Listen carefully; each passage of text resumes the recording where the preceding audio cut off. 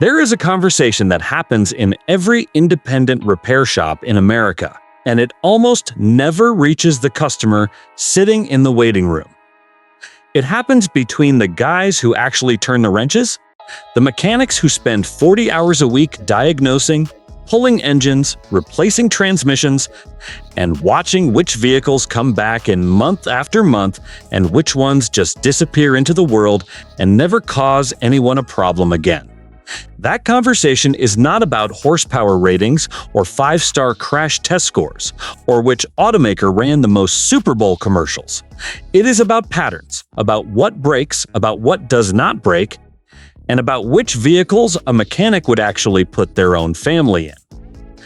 And when you ask that question directly, when you take away the sales commission and the manufacturer incentive and just ask someone who fixes cars for a living what they would buy with their own money, 3 Japanese SUVs come up over and over again with almost no disagreement.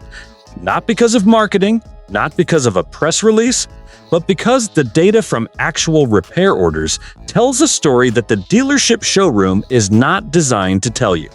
Before getting into the vehicles, it is worth understanding why right now specifically is the moment to pay attention to this. New car prices have risen sharply over the last several years. The average new vehicle transaction price in America is sitting above $48,000 in 2026, and a lot of buyers are being pushed into the used market whether they plan to be or not. And in the used market, the difference between a smart purchase and an expensive mistake comes down almost entirely to long-term reliability. The vehicles on this list are not here because they are cheap or flashy, or because some influencer got paid to talk about them. They are here because they consistently post some of the lowest annual repair costs, the highest owner retention rates, and the longest useful lives of anything sold in the SUV segment over the last decade. If you are in the market and you care about not spending your evenings on hold with the service department, stay with me. The first vehicle is the Toyota 4Runner, specifically the 5th generation model that ran from 2010 through 2024, and the reason it sits at the top of any serious reliability conversation is almost embarrassingly simple. Toyota put a 4.0-liter V6 engine in this truck that the company had been refining since 2003, and they left it almost completely alone for over 20 years. That engine is not exciting. It does not make jaw-dropping horsepower numbers, and it does not win efficiency awards. What it does is run and keep running well past the point where almost every competitor has needed a major intervention. Independent mechanics consistently report that 4Runner repair orders are dominated by oil changes, brake jobs, and tire rotations. Major powertrain failures on 5th-generation 4Runners are genuinely unusual, and in a segment where transmission replacements at 70,000 miles are becoming a common complaint from other owners, unusual is a very powerful word.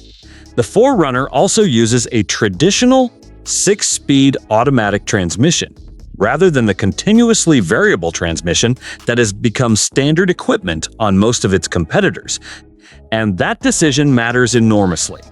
CVT failures are one of the leading sources of catastrophic repair bills in the current used vehicle market, with replacement costs frequently landing between $4,000 and $7,000.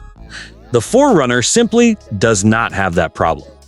RepairPal data puts the average annual repair cost for the 4Runner at around $550, which for a body-on-frame SUV capable of going off-road is a number that most mechanics find genuinely impressive.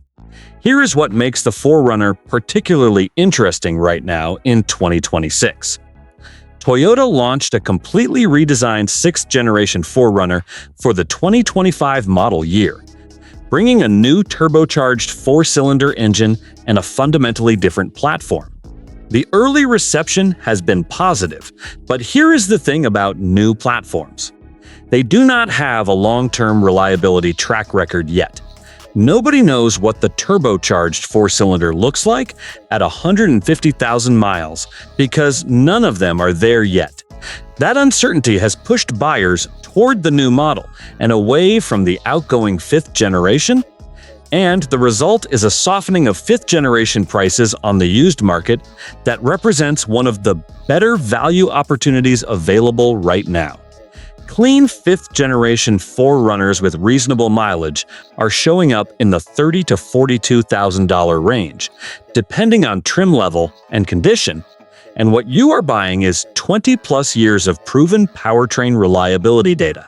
A parts ecosystem so well developed that independent shops can service these trucks competitively, and a vehicle that owners routinely report keeping for 15 years without major incident. Dealers are not highlighting the fifth-generation 4Runner story right now because they want to sell you the new one at a higher price. That is how dealerships work. The information asymmetry is the opportunity. If this kind of content is useful, hit the like button right now. It genuinely helps the channel, and there is more data-driven content coming. Now, the second vehicle on this list is the Honda CR-V, specifically the 2018 through 2022 model years, and the case for this one is slightly different from the 4Runner story. Where the 4Runner wins on mechanical simplicity and brute durability, the CR-V wins on something rarer in the modern market, which is engineering discipline. Honda took their 1.5-liter turbocharged four-cylinder engine, refined it carefully over multiple years before releasing it at scale, paired it with a CVT that was specifically calibrated and cooled to handle the demands of the vehicle, and then tuned the entire system conservatively rather than chasing peak output numbers. The result is a powertrain package that has held up remarkably well across hundreds of thousands of real-world owners. The early 2017 CR-Vs had a documented oil dilution concern in cold climates, where fuel could find its way into the oil under specific cold start conditions, and that issue is real enough that 2017 is worth being cautious about. But from 2018 onward, Honda addressed that concern quietly and effectively, and the 2018 through 2022 generation has posted reliability numbers that belong in a different conversation from most of its competitors.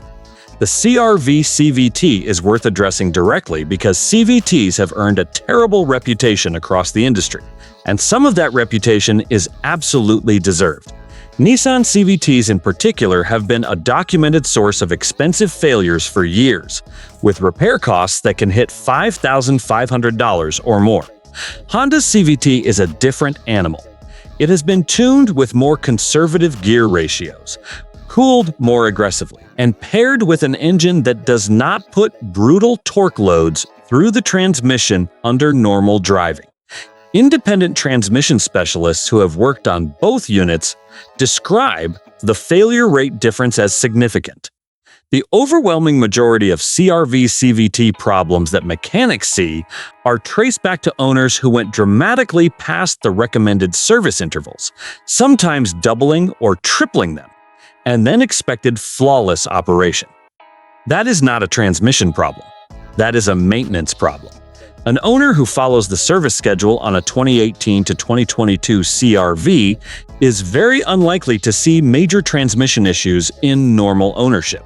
RepairPal data puts the average annual repair cost for the CR-V at approximately $340, which makes it one of the lowest-cost compact SUVs to own on an ongoing basis. For comparison, some of its direct competitors average twice that figure annually, and the difference compounds badly over a 5 to 7 year ownership period. The used market pricing on CR-Vs in this generation has settled into a range that makes sense for buyers who understand what they are getting. Clean 2019 through 2021 CR-Vs are running from roughly $20,000 to $28,000, depending on mileage and trim, and the parts and service ecosystem around these vehicles is one of the most developed in the entire market. Honda has sold millions of CR-Vs over multiple decades, which means independent mechanics everywhere know these vehicles deeply. Aftermarket parts are inexpensive and readily available, and diagnosis time is short when something does eventually need attention. One important note for buyers looking at this generation: the CR-V was also sold with a 2.4-liter naturally aspirated 4-cylinder in some configurations. And that engine is even more bulletproof than the turbocharged unit. If you can find a clean example with the naturally aspirated engine, that is arguably the most mechanically conservative CR-V available and worth paying attention to. The third vehicle on this list gets less attention in mainstream automotive media than the other two, and that gap between its reputation and its actual reliability data is the entire reason it belongs here. The Mazda CX-5, covering roughly 2017 through 2023, has built a reliability record that is fully competitive with Toyota and Honda while being priced below both brands on the used market, specifically because buyers do not yet associate Mazda with the same bulletproof reputation they associate with Toyota and Honda. That perception lag is real, and it creates an opportunity. The 5-liter naturally aspirated 4-cylinder in the base and sport trims of the CX-5 is one of the most conservatively tuned engines in the segment. Mazda did not chase big output numbers with it. They tuned it for smoothness and durability, paired it with a 6-speed automatic transmission rather than a CVT, and the result is a powertrain combination that mechanics describe with a word they rarely use about modern vehicles, which is boring. In this context, boring means it runs, it keeps running, and it does not develop interesting new failure modes at 60,000 miles. That is exactly what an SUV buyer who plans to own a vehicle for 10 years actually wants to hear. There is an important nuance on the turbocharged 2.5T engine that comes in the upper CX-5 trim levels. That engine performs well and is well engineered, but it is calibrated to run on premium fuel for its full rated output. And owners who consistently use regular fuel in a turbocharged engine over high mileage do create additional wear. The naturally aspirated base engine carries no such complication. It runs efficiently on regular fuel. It responds well to even moderately extended service intervals without developing issues, and its long-term track record across fleet and private ownership data is genuinely strong. Mechanics who service both the CX-5 and its competitors consistently rank it among the lowest hassle vehicles they see, and that ranking is built entirely on repair order patterns rather than brand loyalty or marketing exposure. The pricing opportunity on CX-5s is the clearest of the 3 vehicles on this list, because Mazda has not yet achieved the same brand recognition in the reliability conversation that Toyota and Honda have built over decades. Used CX-5's price consistently below comparable RAV4s and CR-Vs, even when the actual mechanical condition and mileage are essentially identical.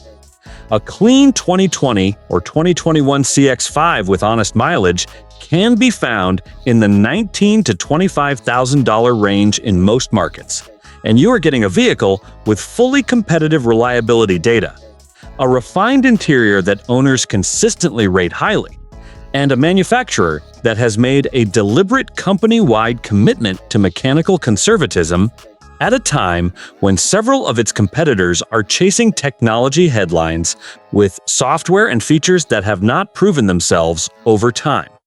There is a pattern worth naming explicitly across all 3 of these vehicles, because understanding it changes how you approach the entire used SUV market.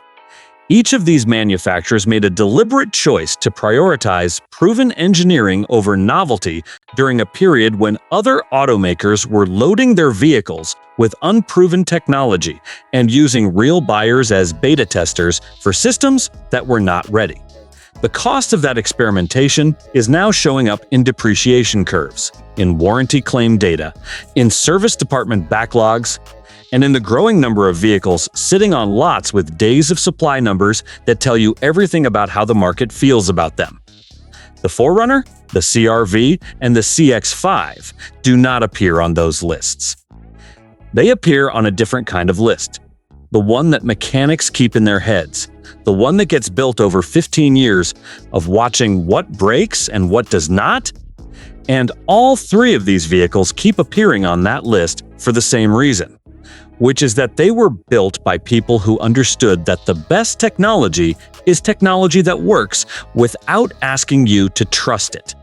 If you are serious about finding a vehicle in the current market that will give you years of ownership without financial surprise, the research path from here is straightforward. Pull the RepairPal cost data. Pull the owner satisfaction numbers from long-term ownership surveys. Find an independent mechanic in your area, not a dealer, and ask them directly what they would buy for a family member. The same names come up. They have been coming up for years.